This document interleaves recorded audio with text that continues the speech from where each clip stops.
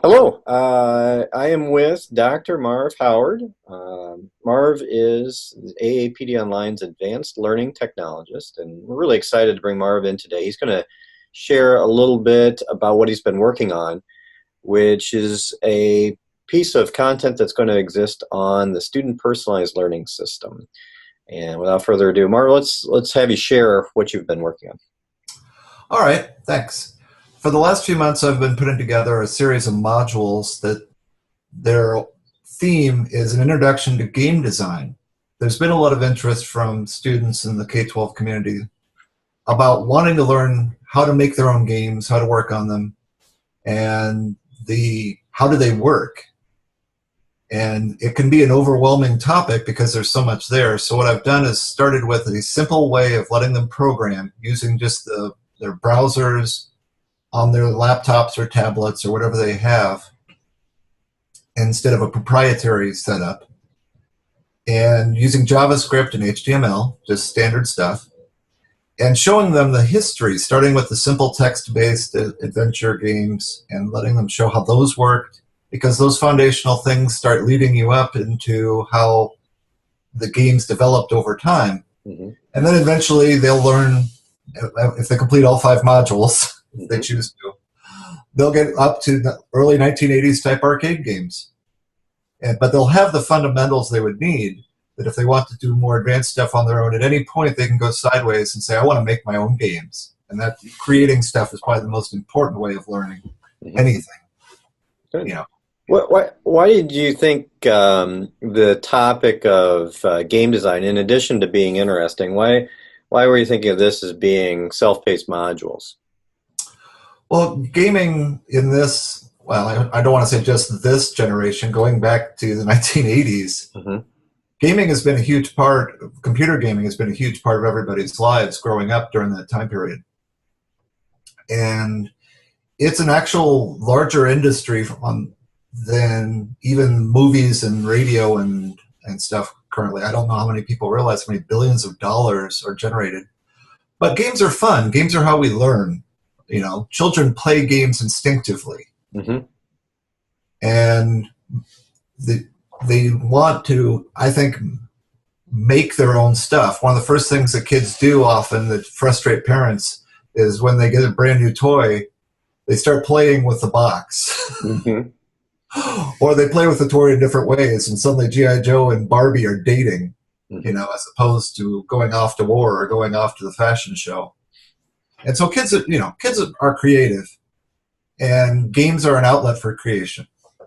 And games are good for social interaction. There's an entire subgenre of education on gamification of education. So that's one of the things. Plus, they're fun. And anything that makes learning fun, in my book, is really important too. So it's really important that we're tapping into something that is topically interesting, something that is using this concept of gamification, and it's allowing students to learn at their own pace and such. Kind of a mixture of all three things kind of converging at once. So let's see what you got. Okay.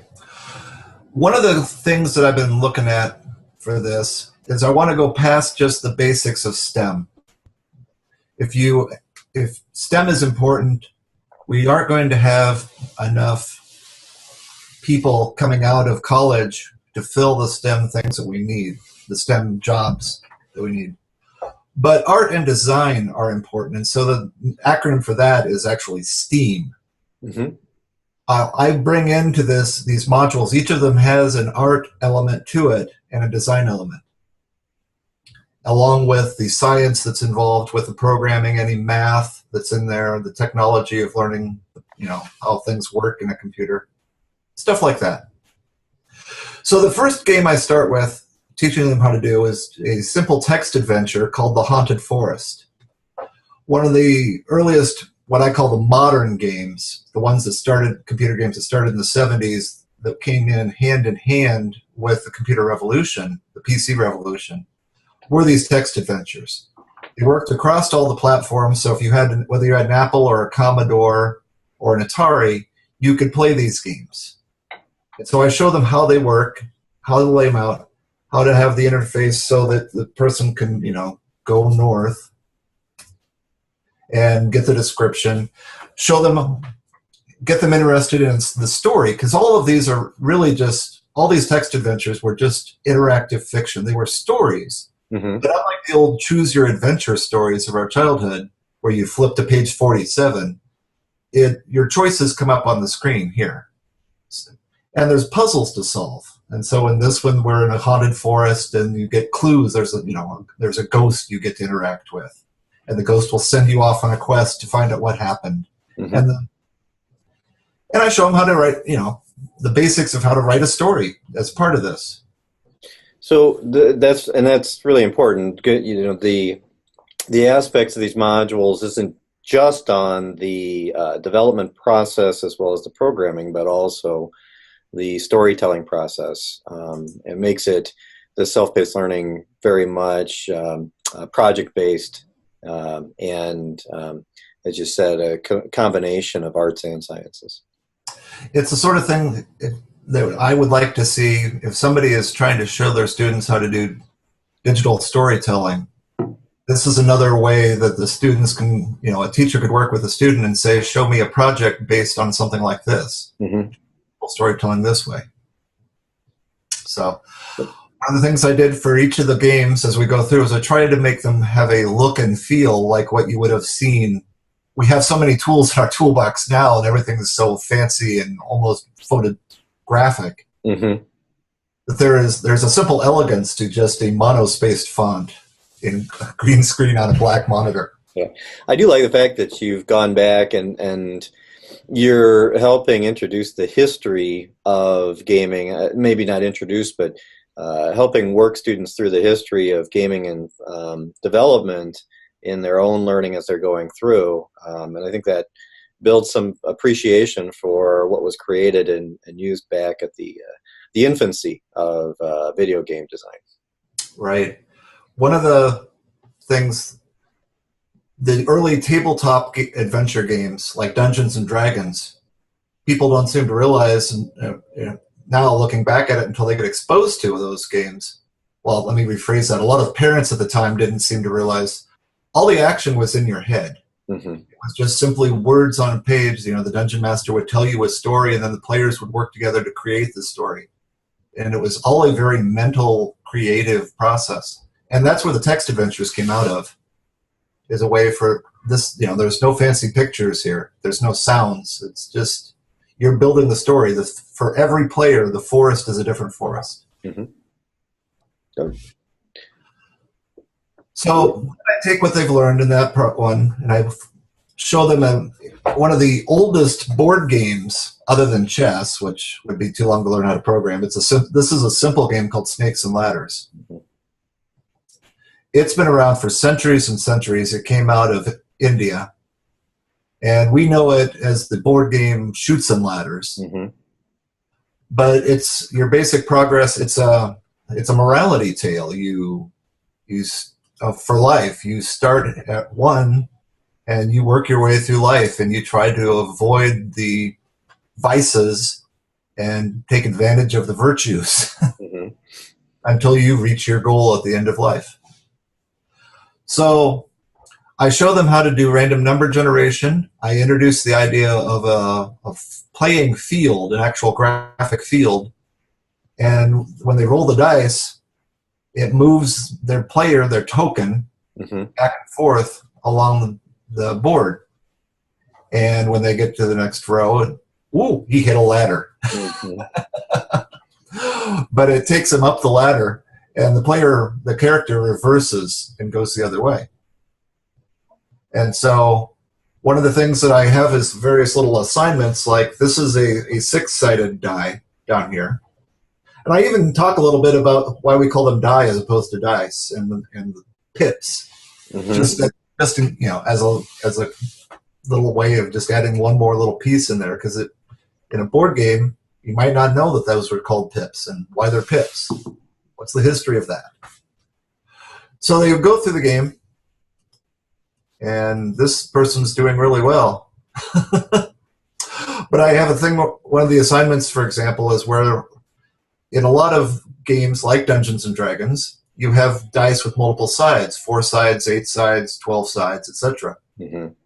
And so I provide some graphics for them, and I say, now go out and make an 8-sided dice. How would that work? How's that different from a 6-sided? What's the same, what's different, that sort of thing. Mm-hmm. A lot of my teaching ideas is based off of proximal development. I like the idea of introducing something, letting the student get comfortable to where they can proceed on their own with what they're doing, and then challenging them again and finding the range where the student actually is best at. And so I try to walk through each of these to where this is the finished product that you're seeing right now. What they saw to start was an empty board and just getting things going so that they could move the player across the board. And then I walk through once we get to that point, and I say, okay, now what do we need to do to make this more like the real game? What do we add pieces and parts to it? Mm-hmm. Since you're talking about the proximal development that you're working on, maybe this would be a good time to show us a little bit about the actual content that you use to help students through this learning progression as they're going through and learning a game like either the Haunted Forest or the Snakes and Ladders. What's the content look like that you're using? What are some of the teaching that you're doing? What does that look like? Okay, I'm going to stop my share for a second so I can flip over to that. And then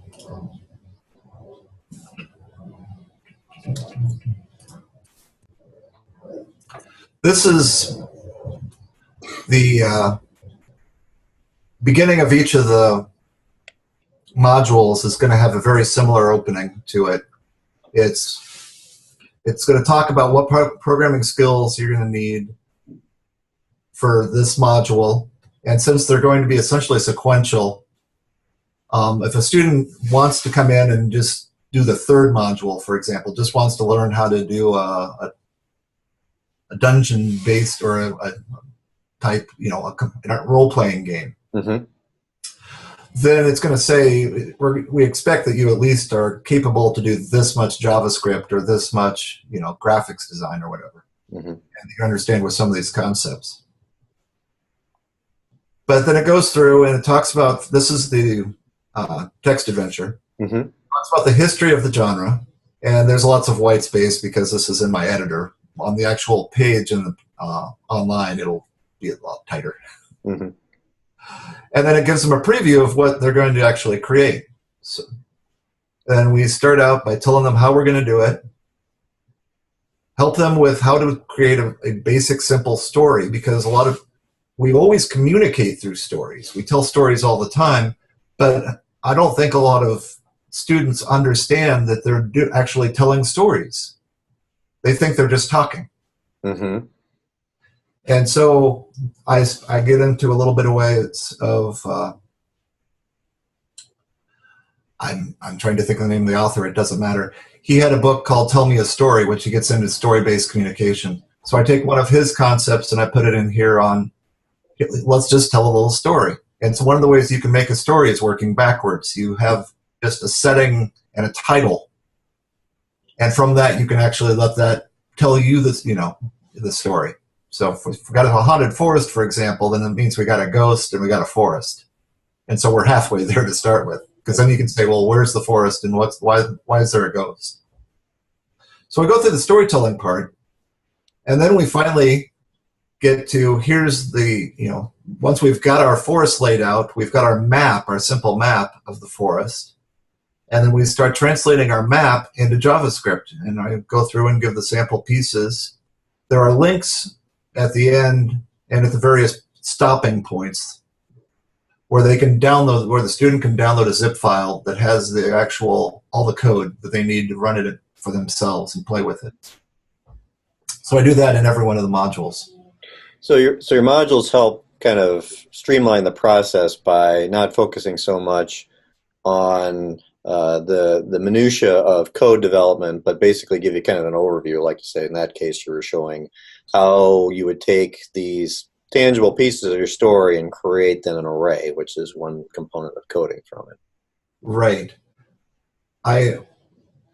In this first one, I show them the basic HTML page, which is with just a few modifications, the same HTML page we're going to use for every module. Mm-hmm. Because one of the programming things that I want them to learn is the idea of separating the actual content, the semantic content, away from the frame that it's held in. Mm-hmm. It's called a model view controller mechanism. And it's one of those things that if they ever decide to go off and learn programming at college, they're going to learn real quickly that that's the best way for efficient programming. So this is giving them a leg up on that. And even if they don't want to go off and be programmers for their careers, it's still an interesting thing to learn on how to do this stuff. So yes, in this first one I get into a little bit of breaking down the pieces that we're going to use all the way through. But then, like you said, for the most part, I go through and I talk to them about here's how we put things into code. Here's how thought translates into code in JavaScript. JavaScript is a good enough language for this because it is an object-oriented language, which means that it's modern enough and reusable enough in concept where you can, if they chose to sit down and rewrite this, say, in Swift, so that they could put it on their Mac, mm-hmm. they could easily translate from this language to another high-order object-oriented language. Mm-hmm. They could go from here to Swift or here to C or that sort of thing. Oh. And so that's another reason I wanted to go with something that everybody has access to and is easy to learn and work with, as opposed to going off and being proprietary and saying, here's how to write a game for your iPhone. Mm-hmm. Exactly. Good. So, all right. Well, I'm eager to see more. So we've looked at 2 of the modules you have. You had mentioned that you're aiming to have 5 modules total. Is that correct? Yes. They're almost all done.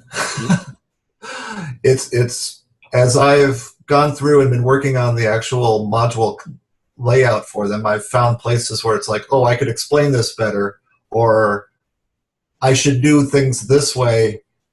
I should explain this concept, and then I've had to run back to an earlier module and put that concept in because it's like they should know this here. Mm-hmm. Yeah. So I follow up after the board game because they've learned in the board game how to lay out a screen in their browser window, how to move the player around, how to interact with button presses, things like that. And so I take them to the next one because this was the next logical translation for stuff. People started, when they were playing the text adventure games, people immediately said, text adventures are cool, but if you're sitting there like with your Atari 2600, then all you've got is a joystick and a button to press. You can't really sit there and type go north. Mm-hmm. So I show them how to make a very simple, but again, these concepts translate on out to every game, including World of Warcraft works this way. It just, is much fancier and takes up a lot more programming power because of the pretty graphics and sounds. But each of these this is just an array. And you got your player, and you move your player around on the array. And you can pick up a gem and carry the gem around. And each spot on the array is defined so that I can't go north or south through a wall. Well, I can go east and west here, but there's no wall to the south of me, so now I can go south. So they learn how to do those sorts of collision testing and borders. And again, collision testing and borders are something that are in every game, modern game. Mm-hmm. So they learn how to program for it, and they learn how the concepts are. I gave them the story of this game is there's only one door in the dungeon. You want to get out, but there's a dragon, and the dragon's not going to move for you. Well, maybe the dragon will move for you if you give him go put all the gems in the right spots. Mm-hmm. So once you pick up the red, green, and blue gems, carry them down and put them where the little shadow places are, the the dragon moves off to the side, and you can go on the steps and leave the dungeon. So, simple little story, but every game has to have some little story. Yep. Cool. I like how it's progressing through. You take some of the concepts from the earlier games, just for basic story play and such, and how they're building on those for to create a little more complicated game that follows how the history of video games design did as well. Yeah, that's the intention. One of the things that this game needs to be brushed up on, which you will see in the next game is a side-scroller type game that's much like maybe, we'll say, Mario Brothers or crossed with Pitfall. Mm-hmm. You've got your guy and you run him across, and you can jump and, well, there we go. You can jump and climb on top of things. This game is the one I'm currently working on. Mm-hmm. But I realized with my running character, showing them how to make a character run, that is something I probably should have dropped into this module, because it's a simple enough thing. Because in this module, they just progress. Your character just moves. Now he looks left and he looks right, but he doesn't actually walk to where he's going. Mm-hmm. So this module, I'm going to go back and introduce the concept of actual animation. Mm-hmm. But just real simple animation, so that when they get to this module, they can focus more on the other things, like the fact that if you notice, and I'm just pointing, the layers in the background move. Yes. And they're moving at different rates, I see. Yes, and it gives you the illusion of 3D depth. And it's a trick that they used in one of what's considered to be one of the worst computer games of all time, which was E.T. the Extraterrestrial. But the guy who wrote the program tried to put this very modern technique in there, and you couldn't actually tell because the graphics were so poor what he was trying to accomplish. But that's what he was trying to do. He was trying to give the illusion of a 3D depth as he moved E.T. around, as he picked up the pieces to make his phone home device. Mm-hmm. And so conceptually, this still fits back in my early 80s. It's just that now this is a much prettier graphic. So this is the next one in line for where we're going. And then I finish up with an actual arcade type game.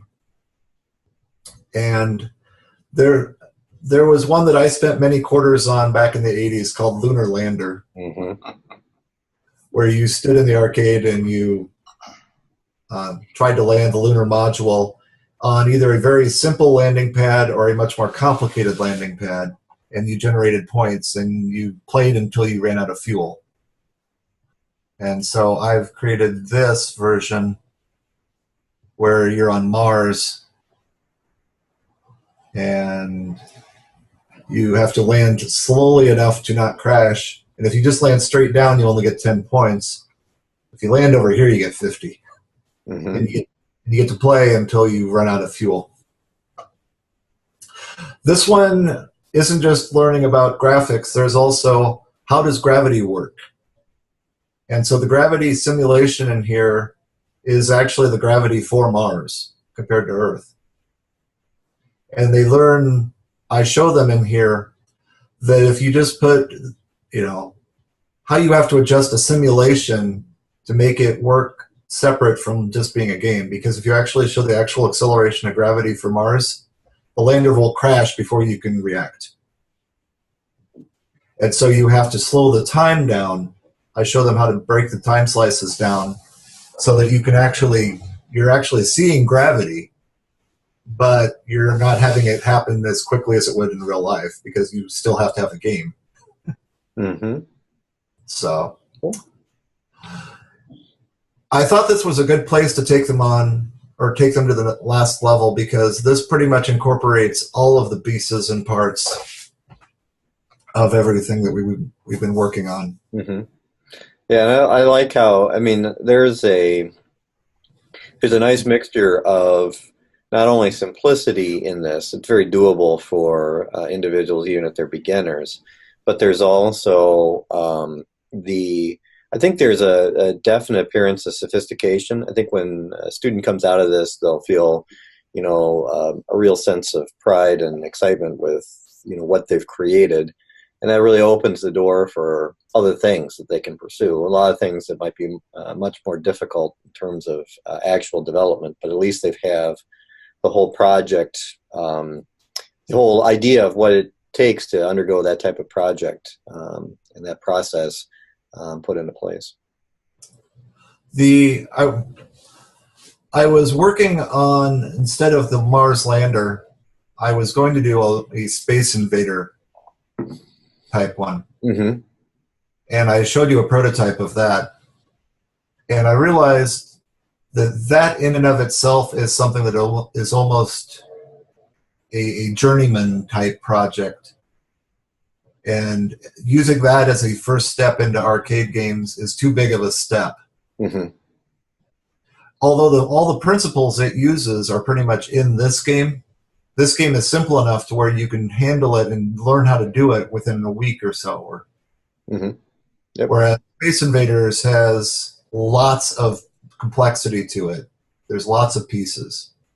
But it, again, just is building off of everything that's in these 5 modules. We've got the location array of player or the aliens coming in, going side to side.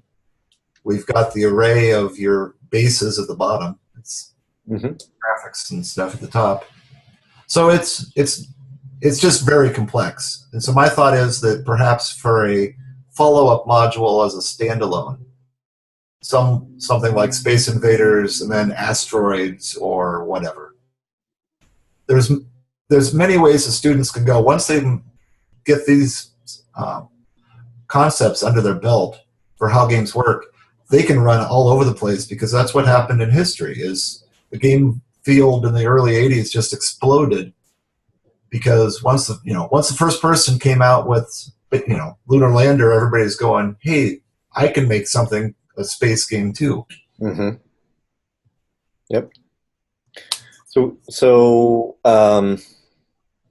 we're going to see this on the system here, actually probably pretty soon, the next month or so. But it'll be ready for students to use this fall, if they'd like. It's part of the student personalized learning system. One of the questions I have for you is just kind of a generic question. We've already kind of seen a little bit of your thoughts on this. Thinking back to your own days of learning as a student and what you're trying to develop here, how do you see this being different? How do you see students learning in a different way for as you're putting together this learning opportunity? Well, it's going to be used, I see, primarily as an elective that can be incorporated into a teacher's learning as well. So it's a multi-function. All of these modules are be multi-function learning tool. A student who's got an interest can just sign up for one of these modules or start this sequence of modules and learn through at their own rate and finish what they want to finish. Mm-hmm. Whereas, say, if a 12th grade physics teacher could say, I really want to go have my students learn how basic acceleration due to gravity works or how force works. And they could have the students get to this lander module and then say, okay, now we've learned Mars. Let's translate this to Earth. Let's translate this to the moon. Let's learn how to play with it and do all the different things. The teacher, she could even go in and say, I want to make my own modules, my own games, and modify these. So I see this as a learning resource, as a tool, as an exploration. I was lucky enough to where when I was in high school, I got to get into one of the first programming classes we had. And one of the first projects that my partner and I worked on was we did a simulation for the Monopoly board game. Mm-hmm. Real simple rules. Every square you landed on, you purchased until they were all purchased, and then you ran around until you ran out of money. So you didn't have any interaction. It simply just ran. And it would come back and say player 1 wins the game or player 4 wins the game. And it had a listing of all the moves that took place. But it was, that was one of my first things that I did when I was in high school. And so I've always had an affinity for computer game type stuff and wanted to share that. Mm-hmm. I found it really helpful because writing computer software is a good way to develop critical thinking skills, solving problems, you're doing problem solving. I didn't have access back then to something like Photoshop. Mm-hmm. So I couldn't make the cool graphics, but these are all public domain clip art type things. The rocket ship isn't my design. I took it from our Heartland. We have that clip art. Mm-hmm. Yep, schools.iclipart.com. Yep. Yeah. So the graphics all came from there. I may have modified played with them a little bit in Photoshop, but for the most part, this is all stuff that's public domain. Mm-hmm. Cool. All right. So there's an accessibility axis. Try to what we used to call the digital divide. Uh-huh. I don't know if that term's still in use. I think it is. I think the concept of the digital divide, I think, is pretty well known with people. So. Well, at any rate, Marv, we want to thank you for your time. We're really excited with what you've been working on. We're excited to be able to use that with students here. Any other last items to share with our audience about the personalized learning system or other things to come? I'm excited with where we're going with the personalized learning system. I think that we're providing something to really give a leg up to the smaller schools across the state. I'm a big fan of the big schools, and I think they're going to get a lot out of this system. But I think to a school that's like Carlisle, that's medium size, and then the small schools that are consolidating, we're going to be able to allow them to get around and socialize, to experiment, to learn, to share, to have access to things that they can't have or don't have in their smaller districts. Mm-hmm. So that's my big dream for the student system. Excellent. Is if somebody from White Spot in the Road, Iowa says, I want to learn French, perhaps that's a way for them to learn French. Good. All right. Well, once again, this is Dr. Marv Howard, and he works for us here at AAPD Online. We're very lucky to have him. And again, very excited to see what's coming up. So thank you for your time, Marv, and we hope to hear from you again real soon.